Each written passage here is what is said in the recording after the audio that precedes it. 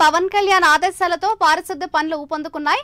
డ్రోన్ల ద్వారా వరద ప్రభావిత ప్రాంతాల్లో అధికారులు లిక్విడ్ స్ప్రే చేస్తున్నారు. వరద ప్రభావిత ప్రాంతాల్లో కూటమి ప్రభుత్వం టెక్నాలజీని బాగా వాడుకుంటోంది. టెక్నాలజీని వాడుకోరని ఒక్క రోజులో అయ్యే పనిని గంటలో పూర్తి చేసేస్తున్నారు.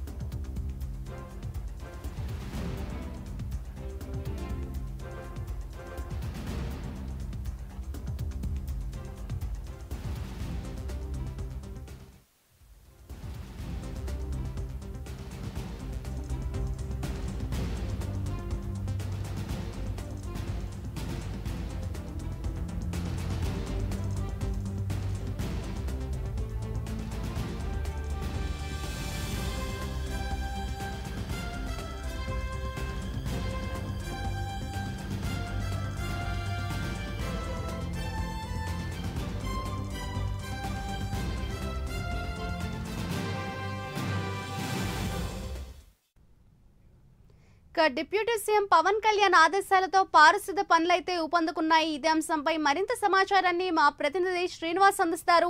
శ్రీనివాస్, చెప్పండి. అటు వరద ప్రభావిత ప్రాంతాల్లో అయితే AP deputy CM Pawan Kalyan ఆదేశాలతో పారిశుద్ధ్య పనులైతే ఊపందుకున్నట్లుగా అయితే తెలుస్తోంది. తాజాగా అక్కడి పరిస్థితి ఏంటి, అప్డేట్స్ ఏంటి? ఓకే మాధురి, గత 6 రోజుల క్రితం కురిసిన భారీ వర్షాలతో కూడా విజయవాడలోని లోతట్టు కాలనీలను కూడా జలమయమయ్యాయి.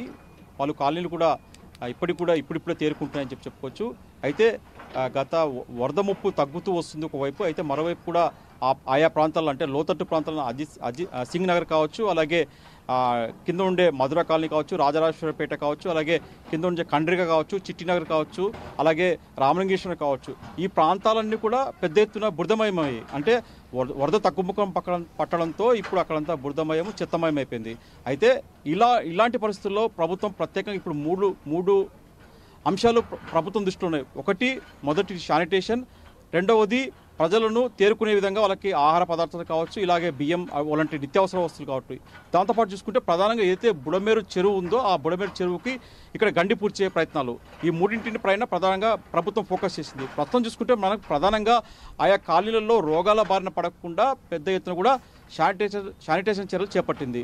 అయితే డిప్యూటీ సీఎం పవన్ కళ్యాణ్ కూడా పంచాయతీరాజ్ శాఖ మంత్రిగా ఉన్న అతను కూడా ఎప్పటికప్పుడు సమీక్ష చేస్తున్నారు. అలాగే పంచాయతీరాజ్ గ్రామీణాభివృద్ధి శాఖలతో కూడా ఆయన సమీక్ష సమావేశం నిర్వహిస్తున్నారు. వాళ్ళకు ఒక ప్రణాళిక కూడా సిద్ధం చేసి ప్రజలు రోగాల బారిన పడకుండా కూడా చర్యలు చేపట్టాలని చెప్పేసి కూడా పవన్ కళ్యాణ్ ఆదేశించారు.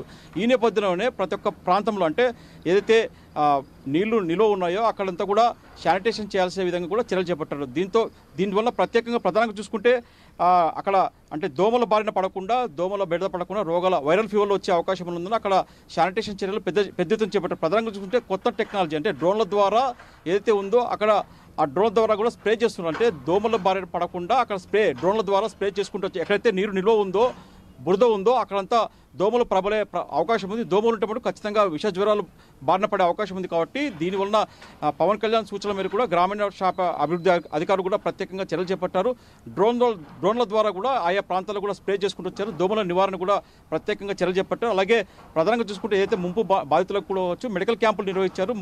డిప్యూటీ సీఎం ఆదేశాల మేరకు ప్రతి వార్డులో కూడా ఒక వైద్యుడు అలాగే కొందరు సిబ్బందితో సహా అక్కడ వాళ్ళకు ఆ రోగాల బారిన పడకుండా మందులు కూడా సరఫరా చేస్తున్నారు. మొత్తం చూసుకుంటే శానిటైజర్ చర్యల మట్టుకు డిప్యూటీ సీఎం పవన్ కళ్యాణ్ ఆదేశాలతో గ్రామీణాభివృద్ధి శాఖ మొత్తం రంగం సిద్ధం చేసింది. అక్కడ యుద్ధ ప్రాతిపదికన కూడా తమ వంతు ప్రజలకు సేవ చేసే భాగం కూడా ఇప్పటికే యాక్షన్ ప్లాన్ సిద్ధం చేశారు. అందులో భాగంగానే డ్రోన్ వంటి అత్యాధునిక టెక్నాలజీతో కూడా ఈ గంట అంటే సిబ్బంది ఉంటే ఎక్కువ సమయం పడుతుంది. అదే డ్రోన్ ద్వారా ఉంటే వాళ్ళు 5-6 గంటలకు చేసే పని డ్రోన్ ద్వారా గంటలోనే ఆయా ప్రాంతాలు కూడా స్ప్రే చేసే విధంగా కూడా చర్యలు చేపట్టారు. Gayatri. Right, thank you Srinivas.